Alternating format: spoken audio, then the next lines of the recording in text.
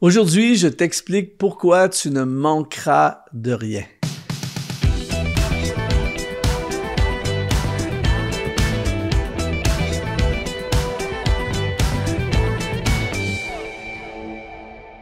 Bienvenue à l'Exponentialiste, une émission pour ceux qui veulent vraiment aller plus loin avec Dieu et qui veulent entrer à 100% à fond dans leur destinée. Ici Luc Dumont, je te remercie d'être là aujourd'hui. Je prie que ce message puisse encore une fois t'amener plus loin et surtout t'encourager. Pourquoi? Parce que aujourd'hui, je vais t'expliquer pourquoi tu ne manqueras de rien.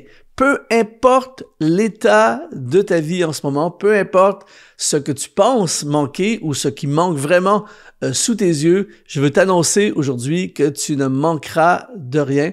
Et avant de plonger dans le sujet, j'aimerais t'offrir une masterclass tout à fait gratuite qui s'appelle « Comment vivre une vie sur mesure pour toi, c'est possible de vivre une vie qui est totalement paramétrée pour qui nous sommes vraiment. » Alors, le lien apparaît au bas de l'écran, au bas de la vidéo, et tu peux te connecter et avoir un accès tout à fait gratuit à cette masterclass. Alors, aujourd'hui, on va parler de ne manquer de rien. Je veux parler de la provision surnaturelle de Dieu. Nous vivons dans un monde où il y a toujours cet esprit, ce vent, cette pensée et surtout ce discours de manquer. Il y a des gens qui sont tellement inquiets. Peut-être que tu es inquiet en ce moment. Peut-être que tu penses à ton avenir, tu penses à tes études, tu penses à ton loyer à payer, tu penses aux études de tes enfants, à ton emploi, ta clientèle, ton business, peu importe. Et il y a toujours ce sentiment, est-ce qu'on va manquer? Est-ce qu'on va en avoir assez? Et là, tu as tous les médias, les infos qui parlent de crise économique, d'inflation, de problèmes, de panique, tout ça. Et là, souvent, on devient comme dans une spirale de panique, de peur, et on a l'impression qu'on va manquer. Mais j'ai une bonne nouvelle, tu es au bon endroit aujourd'hui. Je vais te montrer, basé sur la parole de Dieu, à quel point tu ne manqueras de rien. Il existe un système que j'appelle le système divin, le système du royaume de Dieu, qui transcende, qui est au-delà de tout le système économique de ce monde. Et la provision de Dieu est beaucoup plus grande que tout ce qui peut se faire dans ce monde. Alors, si tu marches avec Dieu, si tu vis pour Dieu, eh bien, tu ne manqueras de rien. Je vais lire pour toi un texte dans le premier livre des rois, dans l'Ancien Testament, 1 Roi, chapitre 17, verset 7. On va lire quelques passages ensemble et je t'assure, reste jusqu'à la fin, tu vas être fortifié, c'est assuré.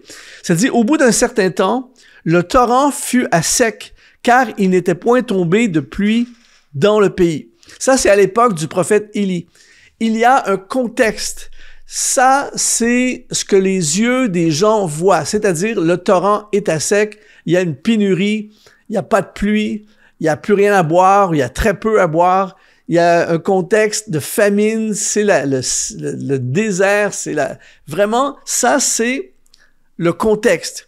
Et il faut que tu comprennes quelque chose aujourd'hui, c'est que le contexte dans lequel tu es est une réalité, c'est peut-être un vrai. Là, le torrent est vraiment à sec. Mais ce que tu dois comprendre, c'est que Dieu est au-delà de ton contexte. Et malheureusement, beaucoup de gens vivent uniquement en fonction de leur contexte. Donc, si le torrent est à sec, c'est le désespoir, c'est la panique, c'est la faim.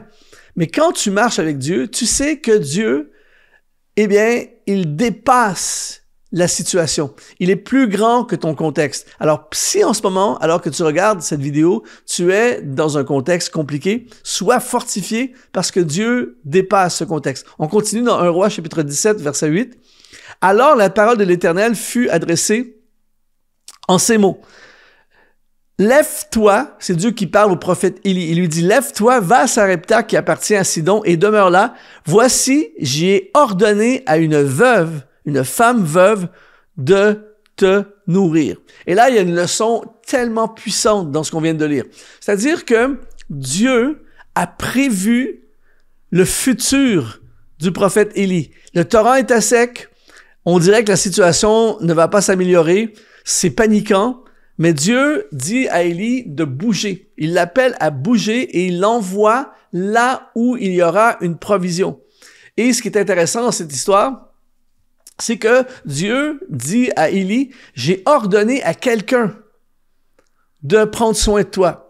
Et l'une des grandes erreurs que toi et moi on fait parfois, que beaucoup de gens font, c'est que nous sommes à la recherche de la provision. On panique parce que là, on voit pas, le torrent est à sec, on panique parce qu'on n'a pas, il y a plus d'argent sur le compte, il manque de clientèle dans notre business, il y a plein de choses. Et là, on est en mode c'est à sec, et là, on cherche la provision. Et ici, le passage nous enseigne deux choses. Un, que Dieu a déjà prévu le futur, donc il a déjà prévu une provision et les gens qui vont nous donner cette provision. Et en fait, le message ici, c'est que ne cherche pas la provision.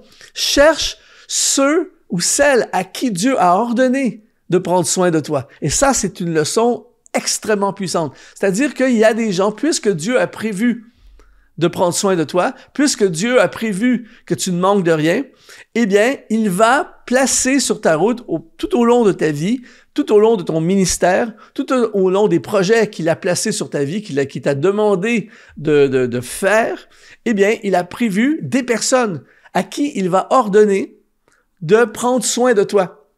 Et nous, on cherche la provision, alors qu'on doit chercher les gens qui ont la provision pour nous. Et ça, c'est vraiment extrêmement puissant.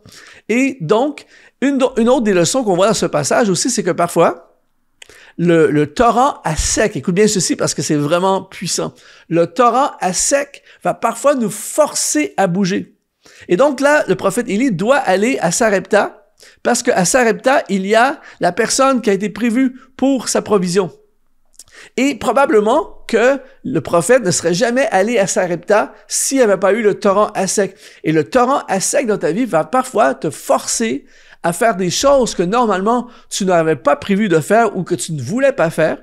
Mais en faisant ces choses, ça va te positionner exactement là où Dieu t'a toujours voulu. Et parfois, la perte d'un emploi, une situation difficile dans notre vie, un manque, un torrent à sec, peu importe le format, va te forcer à changer d'emploi, à lancer ton business, à retourner aux études, à te connecter ou à changer d'endroit géographique, chose que tu n'aurais pas fait si le torrent avait été à flot.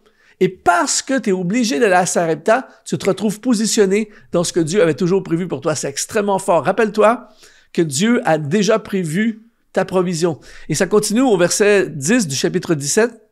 Ça dit, « Voici, il y avait là une femme veuve qui ramassait du bois. » Et moi, ça me touche profondément ce texte parce que là, Élie se déplace vers Sarepta, il arrive là où est cette femme. Et alors que cette femme à qui Dieu a demandé de prendre soin du prophète, elle est déjà en train de préparer la provision alors qu'elle-même est en manque de provision. Et là, c'est vraiment quelque chose de très puissant. C'est-à-dire qu'elle ramasse le bois. En langage contemporain, c'est qu'elle prépare le barbecue alors que les invités sont pas encore arrivés et que le frigo est vide. C'est vraiment ça l'image qu'on pourrait prendre aujourd'hui. Et là, on voit un acte de foi énorme de la part de cette femme parce que quand on lit les textes, la suite des textes, on s'aperçoit qu'il lui reste à peine quelque chose à faire un repas. Ce n'est pas le contexte idéal pour avoir des invités, mais une des choses que tu dois apprendre aujourd'hui et que je dois apprendre avec toi, c'est que Dieu va toujours nous tester dans nos moments de faiblesse beaucoup plus que dans nos moments de force. Et le test de la foi de cette femme ne va pas se faire pendant qu'elle est dans la surabondance. Il va la tester pendant qu'elle est elle est sur le point de presque avoir plus rien. Et il fait la même chose avec le prophète Élie. C'est-à-dire qu'il aurait pu dire au prophète Élie, je t'envoie dans le palais d'un roi, de quelqu'un de ultra riche, et il va prendre soin de toi. Et ça aurait été facile à ce moment-là pour Élie. Mais il va envoyer Élie chez quelqu'un qui, elle-même, cette personne, est en manque de provision. Et il va se glorifier et manifester sa gloire dans la vie des deux. C'est-à-dire qu'il va montrer à Élie à quel point il a prévu sa provision et il va montrer à cette femme parce elle a pris soin du prophète et qu'elle a eu cru en ce que Dieu lui a demandé et elle a surtout obéi à ce que Dieu lui a demandé, eh bien, elle va voir le ciel s'ouvrir et voir une méga bénédiction. En faisant cet acte, eh bien, elle a activé le surnaturel de Dieu. Regarde avec moi 1 Roi chapitre 17, verset 15. Elle alla et elle fit selon la parole d'Élie. Et pendant longtemps, écoute bien ceci, et pendant longtemps, elle eut de quoi à manger, elle et sa famille, aussi bien qu'Élie. Et la farine qui était dans le pot ne manqua point, et l'huile qui était dans la cruche ne diminua point, selon la parole que l'Éternel avait prononcée par Élie. C'est extraordinaire ce qu'on vient de lire. C'est-à-dire que la sécheresse a continué. Le torrent est resté à sec. La situation ne s'est pas réglée dans les jours qui ont suivi. Ça a continué, ça a perduré, mais elle n'a manqué de rien. Le prophète, il n'a manqué de rien. Tout ce que Dieu a besoin pour que tu ne manques de rien, c'est ta foi. Tout ce que Dieu te demande, c'est un acte de foi. Et je ne sais pas en ce moment quelle est ta réalité, je ne sais pas quel est ton défi, je ne sais pas quel est ton compte bancaire ou ta situation financière, mais ce que je sais, c'est que tu ne manqueras de rien grâce à Dieu. Et ce qui t'appelle à faire aujourd'hui, c'est qu'il t'appelle à ramasser du bois. Il t'appelle à agir, et c'est là le punch.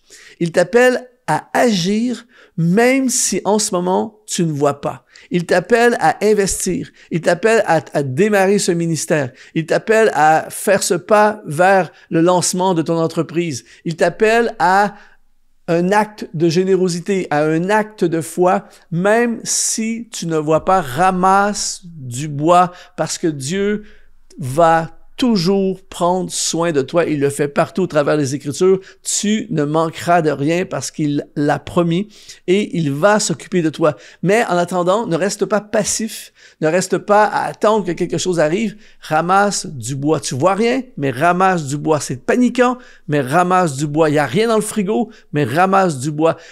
Peu importe le scénario. Et là, on parle de quelque chose qui est global. C'est une famine globale. Ce n'est pas quelque chose qui va se régler dans les prochains 48 heures. Mais Dieu est plus grand que le torrent à sec. Dieu est la source illimitée. Alors aujourd'hui, peu importe ta situation, si tu appliques ce principe de la parole de Dieu, eh bien, tu verras la provision surnaturelle s'activer dans ta vie. Je me souviens, il y a quelque temps de ça, j'étais dans une église ici au Canada. Et un dimanche matin, j'avais 2 billets de 20$, j'avais 40$ dans mes poches. Et je m'étais dit, ben après le culte, je prendrai ces 40$ et j'irai au restaurant pour manger après le culte.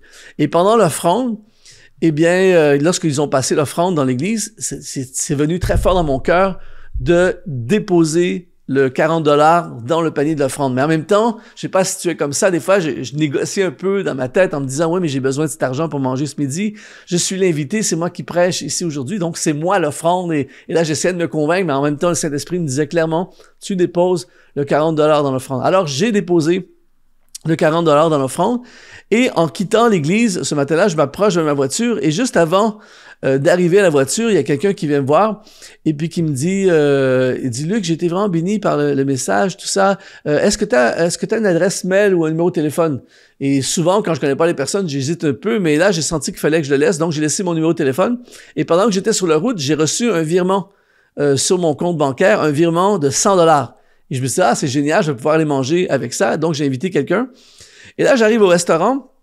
Et alors que je m'assois au restaurant, à la table à côté, il y avait des gens qui étaient là qui m'ont reconnu. Et ils m'ont dit, bonjour pasteur, tout ça, comment ça va? Et là, je me suis dit, et j'ai vraiment ressenti dans mon esprit, encore une fois, ton 100$, c'est pour payer le repas à ces personnes que je ne connaissais pas.